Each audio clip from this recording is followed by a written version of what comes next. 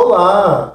O nosso estudo de hoje é a mudança do sábado para o domingo e está dividido em 3 partes para melhor compreensão. Uma das teorias mais usadas para justificar a mudança do sábado para o domingo é a de que o sábado foi abolido na cruz e o domingo instituído em seu lugar através da ressurreição de Cristo. A adoção do domingo em lugar do sábado não ocorreu na igreja primitiva de Jerusalém, por virtude de autoridade apostólica, mas aproximadamente um século depois da igreja de Roma, sob a influência cultural paganizadora do Império Romano. Mas, antes de continuar, gostaria da sua ajuda. Dê um like, se inscreva no canal, ative as notificações. A sua ajuda aqui no canal é muito importante. Bom, vamos orar? Bendito és tu, Senhor nosso Deus, Rei do Universo. Queremos te pedir a tua bênção para o estudo de hoje e a unção do teu Espírito Santo. É o que pedimos, em nome de Jesus. Amém. Quando Deus descansou no 7º dia da semana da criação, Ele também santificou e abençoou esse dia. Gênesis capítulo 2, versículo 2 e 3, separando-o para uso sagrado e transformando-o em um canal de bênção para a humanidade. Aceitando o convite para deixar de lado seus próprios interesses durante o sábado, Isaías 58, 13, os filhos de Deus observam esse dia como uma importante expressão da justificação pela fé em Cristo, Hebreus capítulo 4, de 4 a 11. A verdadeira observância do sábado se fundamenta em uma vida santificada pela graça de Cristo, Ezequiel capítulo 20, 12 e 20. Parte 1, o dia do Senhor. Quando Deus deu os 10 mandamentos a seu povo, Ele também deixou claro que nenhum ser humano deveria mudar suas ordens. Nada acrescentem às palavras que eu lhe ordeno, e delas nada retirem, mas obedeçam aos mandamentos do Senhor, o seu Deus, que eu lhe ordeno. Deuteronômio 4, 2. O próprio Deus prometeu não alterar seus mandamentos. Não violarei a minha aliança, nem modificarei as promessas dos meus lábios. Salmo 89, versículo 34. Porque eu, o Senhor, não mudo. Malaquias 3, 6. Jesus não mudou o sábado, nem anulou. Ele o confirmou em sua vida e até declarou: não penseis que vim abolir a lei ou os profetas. Não vim abolir, mas cumprir. Digo-lhes a verdade: enquanto existirem céus e terra, de forma alguma desaparecerá da lei a menor letra ou o menor traço, até que tudo se cumpra. Mateus 5, 17 e 18. Tiago, o primeiro líder da igreja cristã primitiva, escreveu o seguinte sobre os 10 mandamentos. Vamos ler Tiago, capítulo 2, versículo 10 e 11. Pois qualquer que guarda toda a lei, mas tropeça em um só ponto, se torna culpado de todos. Porquanto aquele que disse: não adulterarás, também ordenou: não matarás. Ora, se não adulteras, porém mata, vens a ser transgressor da lei. João, o último dos 12 apóstolos a morrer, guardou o sábado. Ele escreveu: no dia do Senhor achei-me no Espírito. Apocalipse 1, 10. Muitos têm a impressão de que João se referia ao domingo ao declarar: achei-me em espírito no dia do Senhor. Apocalipse 1, 10. Na Bíblia, entretanto, o único dia mencionado como dia especial do Senhor é o sábado. Cristo declarou: o 7º dia é o sábado do Senhor teu Deus. Êxodo 20, versículo 10. Mais tarde, ele o identificou como o santo dia do Senhor. Isaías 58, 13. E o próprio Cristo se identificou como Senhor também do sábado. Marcos 2, 28. Assim, uma vez que nas Escrituras o único dia apresentado como dia do Senhor é o sábado, parece lógico concluir que João se referia ao sábado. Certamente não existe precedente bíblico que permita empregar o termo em relação ao primeiro dia da semana, o domingo. Ao contrário, as Escrituras revelam que era plano de Deus que seu povo observasse o sábado por toda a eternidade, porque como os novos céus e a nova terra que hei de fazer estarão diante de mim, diz o Senhor, assim há de estar a vossa posteridade e o vosso nome. E será que de uma festa de lua nova a outra, e de um sábado a outro, virá toda a carne adorar perante mim, diz o Senhor. Isaías 66, 22 e 23. Parte 2. Leis dominicais. Observação.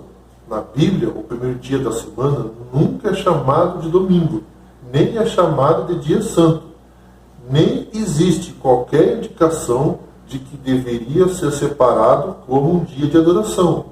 Além disso, na Roma antiga, chamavam o domingo de dies solis, dia do sol. Daí o inglês Sunday, porque foi dedicado à divindade pagã, chamado Sol Invictus, muito importante no culto imperial, sob a influência cultural paganizadora do Império Romano.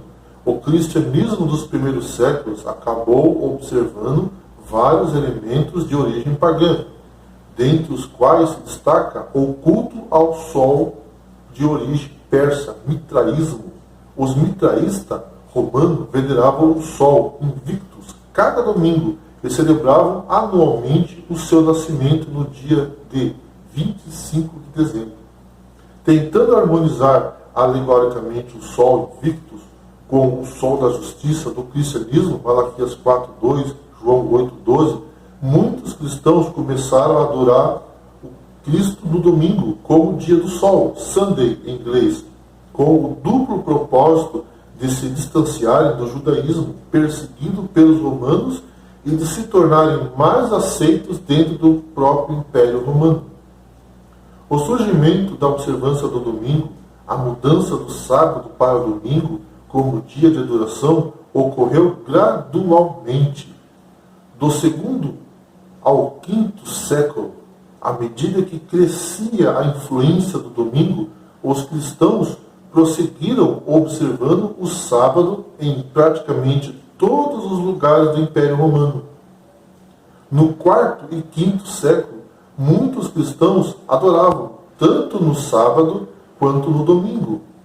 Sózomen, outro historiador desse período, escreveu: o povo de Constantinopla e praticamente de todos os demais lugares reúne-se no sábado, bem como no primeiro dia da semana. Costume este nunca observado em Roma ou Alexandria. Essas referências indicam a liderança de Roma no processo de abandono do sábado como dia de guarda. Por que razão aqueles que estavam abandonando o sábado como dia de adoração escolheram o domingo e não qualquer outro dia da semana? A razão principal é que Jesus havia ressuscitado no domingo. De fato, alegava-se que ele autorizara a adoração dominical.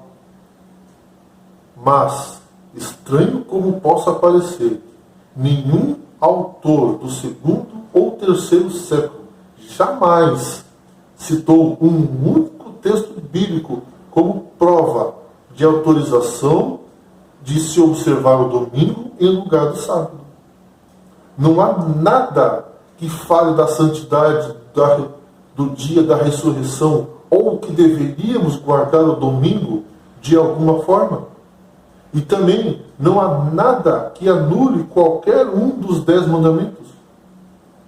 Se acreditamos na Bíblia como fonte de toda a verdade sobre Deus e sua vontade, chegamos à conclusão de que nada foi dito nos Escritos no sentido de provocar uma mudança do dia de guarda do sétimo dia, o sábado, para o primeiro dia, o domingo.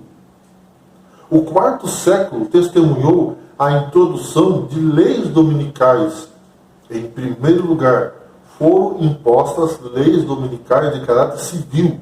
Depois vieram as leis dominicais de caráter religioso.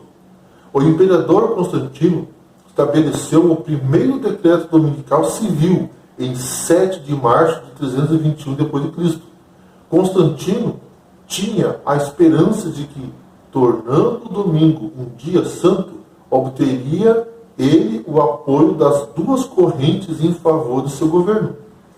O decreto dominical de Constantino refletia suas próprias origens como adorador do sol, diz o texto, no venerável dia do sol, venerabile dies solis.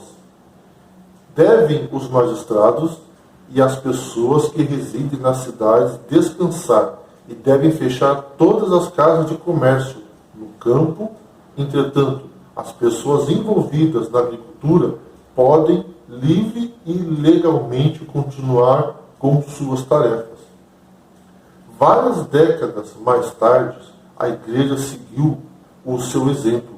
O Concílio de Laodiceia, encerrado em 364 d.C., o qual não foi um concílio universal, e sim apenas católico-romano, emitiu a primeira lei dominical eclesiástica. No cânone 29, a Igreja estabeleceu que os cristãos deveriam honrar o domingo e, se possível, não trabalhar nesse dia, ao mesmo tempo em que se denunciava o repouso no sábado, instruindo os cristãos a não ficarem inativos no sábado, pois deveriam trabalhar nesse dia. Em 538 d.C., o ano que marcou o início do período profético de 1260 anos, o terceiro concílio de Orleans da Igreja Católica Romana emitiu uma lei ainda mais severa que a de Constantino. O cânone 28 desse concílio diz que no domingo, mesmo a agricultura deve cessar seus labores, de modo que as pessoas não sejam privadas de frequentar a igreja. A Bíblia revela que a observância do domingo como instituição cristã tem sua origem no mistério da iniquidade, segundo Tessalonicenses 2, versículo 7, o qual já se encontrava em operação nos dias do apóstolo Paulo, por meio da profecia de Daniel 7. Deus revelara seu conhecimento antecipado quanto à mudança do dia de adoração. O profeta Daniel manda um aviso a toda a humanidade. Ele diz que haveriam poderes na terra mudando a lei de Deus. Parte 3. Ataque à lei de Deus. Vamos ler Daniel 7, 25. Proferirá palavras contra o Altíssimo, magoará o santo do Altíssimo e cuidará em mudar os tempos e a lei. E os santos lhe serão entregues nas suas mãos por um tempo, 2 tempos e metade de um tempo. A visão de Daniel retrata um ataque contra a lei de Deus e contra seu povo. O poder atacante representado por um chifre pequeno e por uma besta em Apocalipse 13, de 1 a 10, traz consigo a grande apostasia no seio da igreja cristã. O chifre pequeno efetua tentativas no sentido de mudar os tempos e a lei. Daniel 7, 25. O poder apóstata obtém grande sucesso em enganar a maior parte do mundo, mas, no final, o julgamento será pronunciado contra ele. Daniel capítulo 7, 11, 22 e 26. Durante a tribulação final, Deus intervirá em favor do seu povo e o livrará. Daniel 12, de 1 a 3. Essa profecia corresponde a apenas um poder dentro do cristianismo. Existe apenas uma organização religiosa que pretende possuir as prerrogativas para modificar leis divinas. Observe o que as autoridades católico-romanas têm reivindicado ao longo da história.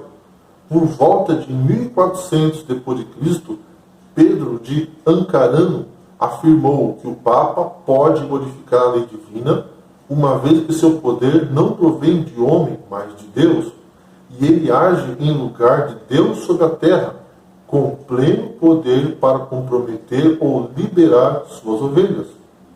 O impacto dessa surpreendente assertiva foi sentida durante a Reforma. Lutero dizia que as Sagradas Escrituras e não a tradição da Igreja representava o guia de sua vida. seu lema foi sola Escritura, a Bíblia e a Bíblia somente. A pretensão de possuir semelhantes prerrogativas cumpre a profecia e contribui para a identificação do poder representado pelo chifre pequeno. A restauração do sábado, em Isaías 56 e 58, Deus convida Israel para a reforma do sábado, revelando as glórias da futura reunião dos gentios em seu rebanho. Isaías 56, 8. Ele associa o sucesso dessa missão salvadora com a santificação do sábado. Isaías 56, versículo 1, 2, 6 e 7. Se desviares o pé de profanar o sábado, de cuidar dos teus próprios interesses no santo dia, se chamares ao sábado deleitoso, santo dia do Senhor, digno de honra, e honrares, não seguindo os teus caminhos, não pretendendo fazer a tua própria vontade, nem falando palavras vãs, então te deleitarás no Senhor. Isaías 58, versículo 12 e 14. A missão de Israel espiritual constitui em paralelo de que pertencia ao Israel antigo. A lei de Deus foi quebrada quando o poder do chifre pequeno modificou o sábado, da mesma forma como o sábado desconsiderado e pisado deveria ser restaurado em Israel. Assim, nos tempos modernos, a divina instituição sabática deve ser restaurada e a brecha na lei de Deus deve ser reparada. É a proclamação da mensagem de Apocalipse 14, versículos de 6 a 12, em conexão com o Evangelho eterno, que haverá de cumprir essa obra de restauração e exaltação da lei. É a proclamação dessa mensagem que representa a missão da Igreja de Deus nos dias em que antecedem o segundo advento. Essa mensagem deve circundar o mundo, convidando todas as pessoas a que se preparem para a hora do julgamento. As palavras que exortam a adoração do Criador, aquele que fez o céu, a terra, o mar e as fontes das águas, Apocalipse 14, 7, constituem uma referência direta ao quarto mandamento da lei de Deus. Sua inclusão nessa advertência final confirma o interesse especial de Deus em ter seu sábado tão amplamente esquecido, restaurado antes do segundo advento. A apresentação dessa mensagem precipitará um conflito que envolverá o mundo inteiro. A questão central será a obediência à lei de Deus e a observância do sábado. Em face a este conflito, todas as pessoas terão de decidir se guardarão os mandamentos de Deus ou dos homens. Esta mensagem produzirá um povo que guarda os mandamentos de Deus e a fé de Jesus. Aqueles que a rejeitam acabarão recebendo a marca da besta. Apocalipse 14, de 9 a 12. Pelo fato de ter o sábado um dia de comunhão especial com Deus, no qual somos convidados a celebrar sua graciosa atividade como Criador e Redentor. É importante que afastemos de nós tudo que possa contribuir para reduzir sua sagrada atmosfera. O sábado, portanto, representa a própria base da adoração divina, pois ensina essa grande verdade de modo mais impressionante, como nenhuma outra instituição faz.